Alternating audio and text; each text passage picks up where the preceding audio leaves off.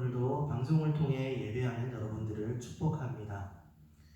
빌립보서의 내용이 3장까지가 교회의 일반적인 그런 권면을 주로 다루었다면 오늘 나눌 말씀인 4장은 개인적인 권면과 또 좀 종합적인 내용들을 다루고 있는 것들입니다. 특별히 오늘 본문은 공동체 바깥에서 빌립보 교회를 위협하는 그런 악한 일꾼들에 대해서 그렇게 이야기했던 바울이 오늘은 내면적인 문제를 좀 다룹니다. 주 여성 지도자인 유오디아와 순두계에 대한 권면의 이야기들이 등장합니다. 그 내용들을 통해 우리 교회가 나아가야 될 방향들을 발견할 수 있을 것입니다. 1절 말씀입니다. 그러므로 나의 사랑하고 사모하는 형제들, 나의 기쁨이요 멸육 아닌 사랑하는 자들아, 이와 같이 주 안에 서라. 여기서 바울은 빌립보 교인들을 얼마만큼 그가 생각하는지, 그가 그들 얼마만큼 사랑하는지를 표현하고 있습니다. 사랑하는 형제들, 사모하는 형제들, 또 기쁨이요 멸육 아닌 사랑하는 자들, 이런 애칭들을 통하여서 바울이 그들을 얼마나 사랑했는지를 알 수가 있죠. 현실적으로 생각해봐도 사랑해라는 말을 한두 번 쓸 수는 있겠지만 이렇게 거듭 강조하여 그렇게 말한다는 것이 쉬운 일은 아닐 것입니다. 바울은 그렇게 적극적으로 표현합니다. 이처럼 빌립보 교인들은 사랑하고 사모하는 바울의 형제 자매들입니다. 바울은 그들을 나의 기쁨이요 나의 멸류관이라고 부른다는 것을 기억할 필요가 있습니다. 우리가 이미 살펴보았던 내용들을 통해 보면 운동선수들이 경기에 이겼을 때 받는 것이 멸류관이고 그 이미지가 이미 3장 12절에서 14절에 사용되었던 그 연장선으로 지금 여기까지 연결됩니다.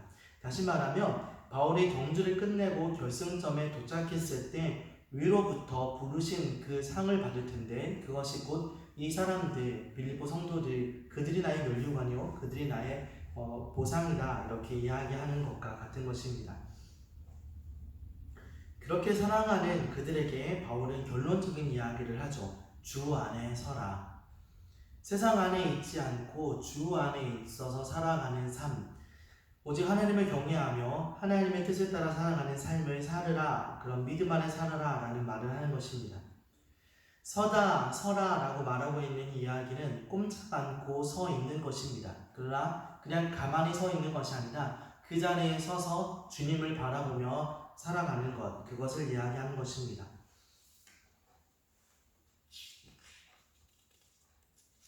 이제 생각해보면 우리는 얼마나 많이 흔들리고 있는지 우리가 생각이 듭니다. 성경에서 말하고 있는 서다라는 것은 마치 보초병이 가만히 서서 그것을 경계하고 지키고 있는 것, 그런 의미를 원하시는데 우리는 세상의 풍파에 이리 흔들리고 저리 흔들릴 때가 많아서 하나님 앞에 민망할 때가 있는 것이죠. 예수를 믿는다라는 것, 예수를 믿기 때문에 모두가 다 굳건히 서 있는 것을 아는 것 같습니다. 강철에 대하여 이야기하는 옛날에 글을 읽어본 적이 있습니다. 강철을 그대로 팔면 5달러를 받고 그 강철로 말의 편차를 만들어서 팔면 10달러를 받습니다. 다시 강철로 바늘을 만들면 300달러를 받고 더 두들려서 날카로운 면도칼을 만들면 3000달러를 받게 됩니다. 5달러짜리 강철을 가지고 시계 속에 들어가는 정밀한 스프링을 만들어 팔면 무려 3만 달러를 받을 수 있다라고 그 책에 기록되어 있었습니다. 같은 강철이지만 어떻게 만들어 파느냐에 따라 받을 수 있는 금액은 달라지는 것이죠. 모두가 예수를 믿고 있다라고 말을 하고 있으나 그 예수는 어떻게 믿느냐는 분명히 다를 것입니다. 바울은 지금 굳건하게 서 있기를 권면합니다. 그것이 주 안에서 그렇게 서 있어야 한다라고 말합니다.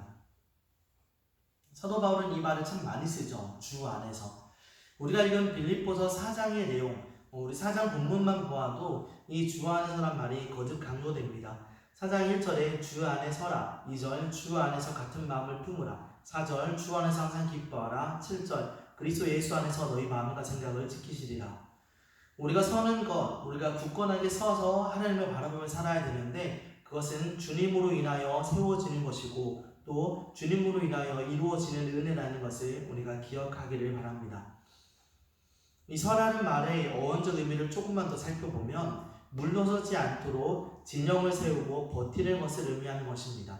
지켜라, 굳게 서 있으라, 승리를 이뤄내라, 이런 의미로도 볼 수 있는 것입니다. 그리스도인들의 싸움은 버티는 것입니다.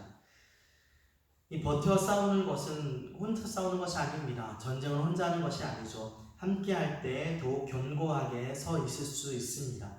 우리의 믿음은 공동체입니다. 우리가 원하든 원하지 않든 우리는 이미 함께 싸우고 있는 영적인 공동체 안에 있습니다.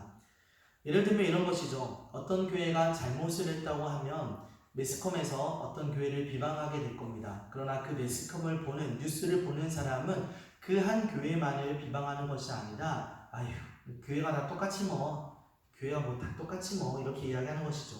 신앙의 공동체는 늘 함께 서 있는 것입니다. 함께 책임을 지는 것입니다. 그래서 바울은 하나 되어야 할, 그렇게 하나 되어야 한다라고 말하며 그런 공동체가 되어야 할 빌립보 교회가 분쟁 가운데 있는 것을 안타까워하며 2절에 유오디아와 순두계를 위한 글을 쓰는 것입니다. 2절, 내가 유오디아를 권하고 순두계를 권하노니 주 안에서 같은 마음을 품으라. 유오디아라는 이름의 뜻은 향기, 순조로운 여행 이런 것을 뜻하는 것입니다. 순두계는 행운이 있는 이런 말입니다. 그 두 이름 다 당시에 아주 흔하게 쓰여졌던 여성들의 이름이었습니다. 이들은 빌립보 교회의 여자 성도들이었습니다. 더욱이 두 여성은 빌립보 교회의 그냥 평신도가 아니라 지도자급에 있는 사람들이었을 것입니다. 왜냐하면 3절에 복음을 전하는 일에 나와 함께 애쓴 사람들이다 라고 그녀들을 표현하기 때문입니다. 그래서 두 여성이 바울과 함께 교회 공동체를 세우고 이끌어 나가는 일에 헌신했다라는 것을 알게 합니다. 그런데 이 두 여자 성도들이 이 빌립보 교회의 분쟁의 씨앗이 되었던 것 같습니다.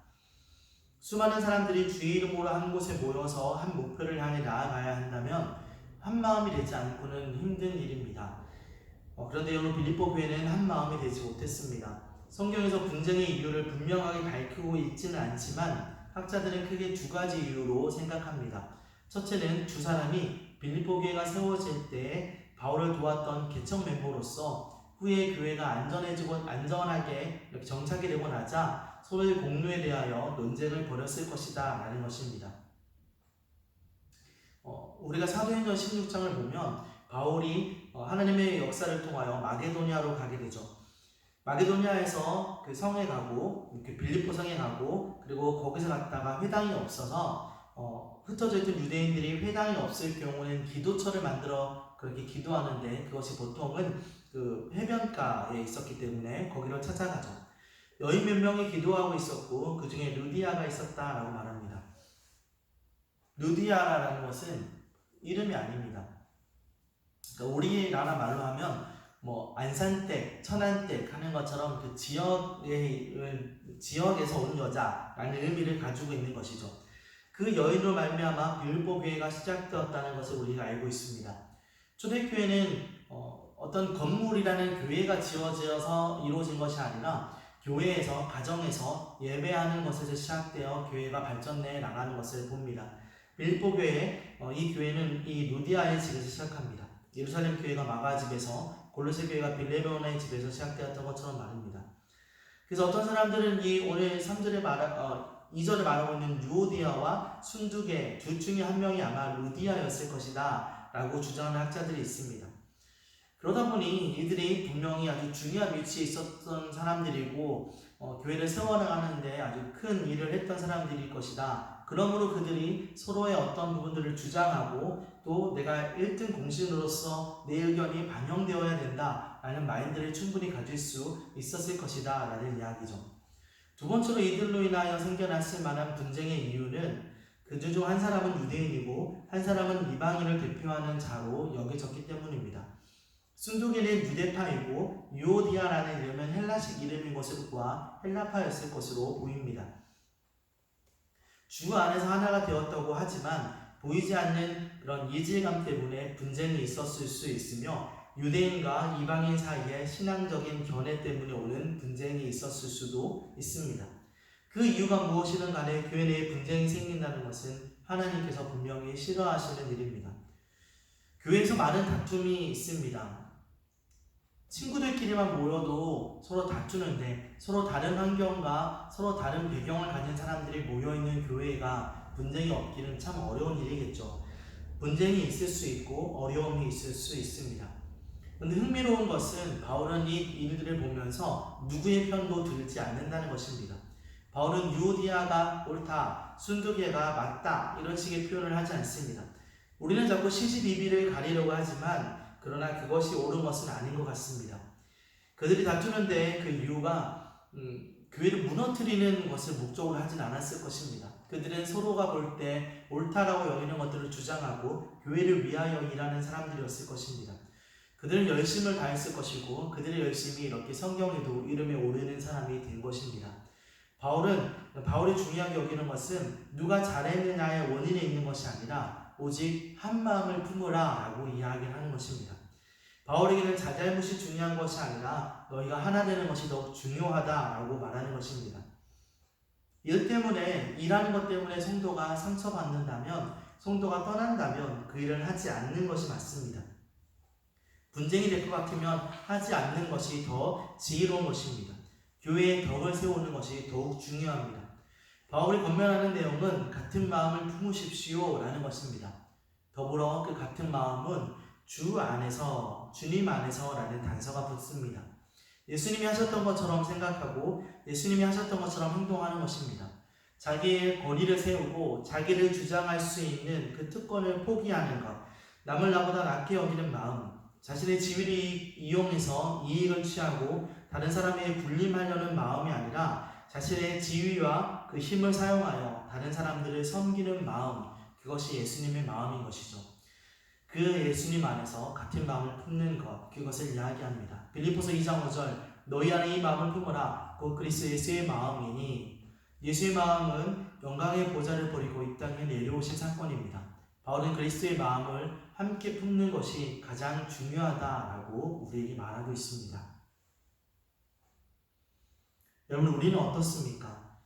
도무지 하나 될 수 없는 사람과 하나 되려고 노력하고 또 그 일을 이루어내는 그런 일들이 우리에게 있습니까?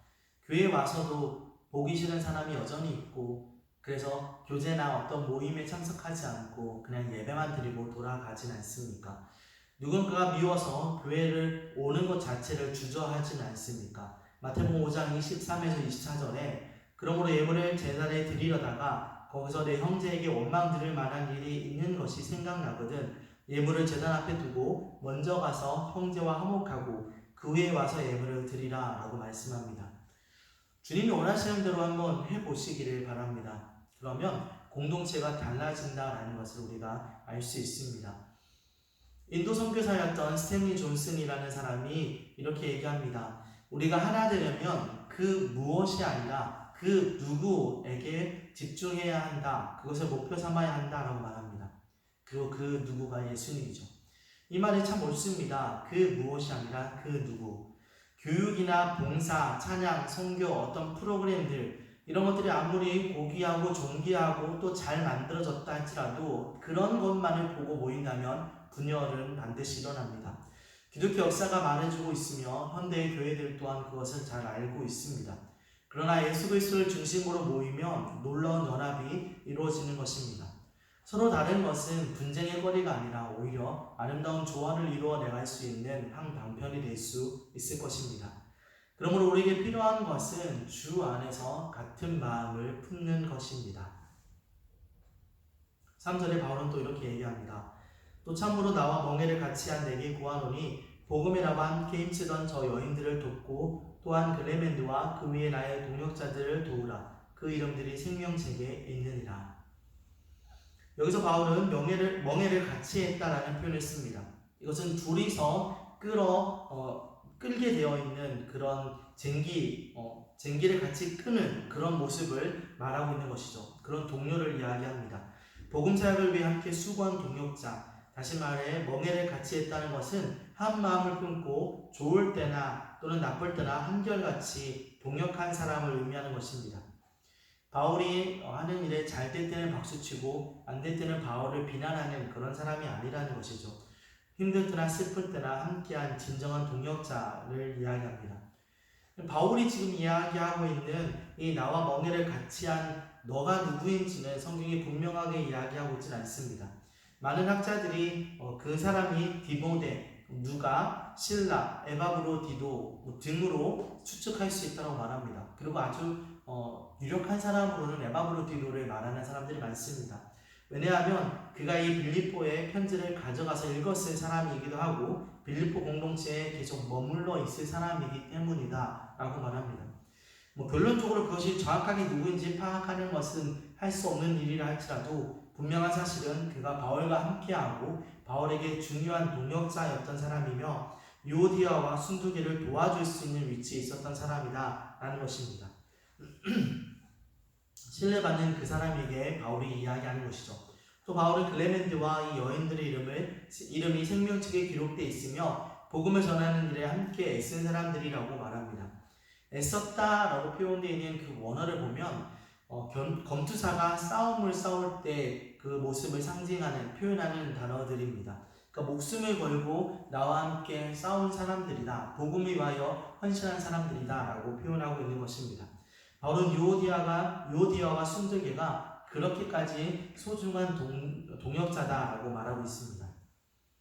이처럼 귀한 동역자인 유오디아와 순두계의 분쟁을 보며 바울은 마음이 많이 아팠을 것입니다. 갈등이 있는 것은 나쁜 것이 아닙니다. 갈등이 없는 것이 오히려 건강하지 않은 것이죠.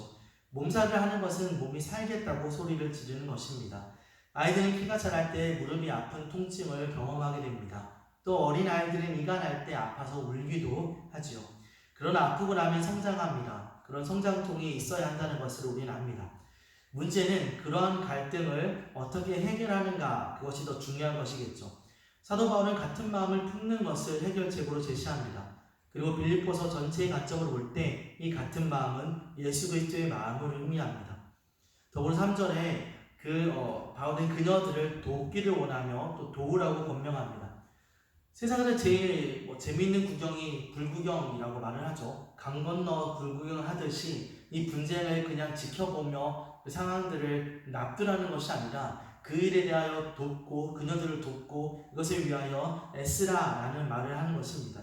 적극적으로 문제를 해결하기 위해 노력해야 한다라고 말하고 있습니다.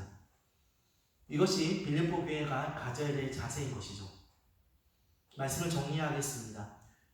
몇 해 전에 아마 3, 4년 전인 것 같습니다. 합동신학대학원 대학교에서 열렸던 제29회 정암신학 강좌에 가서 강의를 듣고 연극을 하나 보게 되었습니다.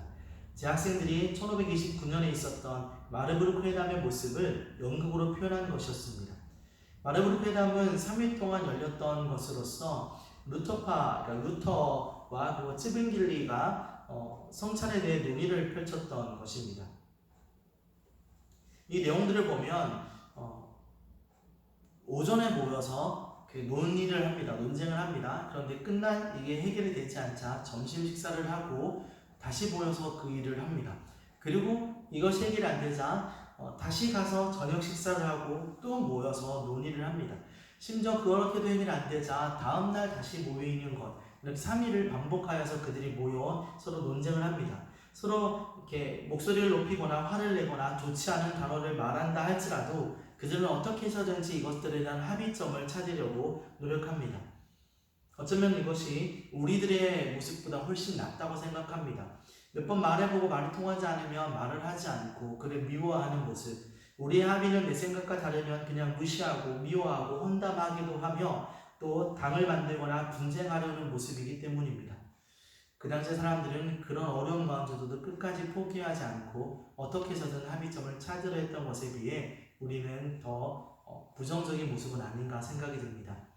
제가 아는 한 교회 청년부에는 이런 규칙이 있습니다. 앞에서 얼굴 보고 할 수 없는 이야기는 뒤에서도 하지 말라.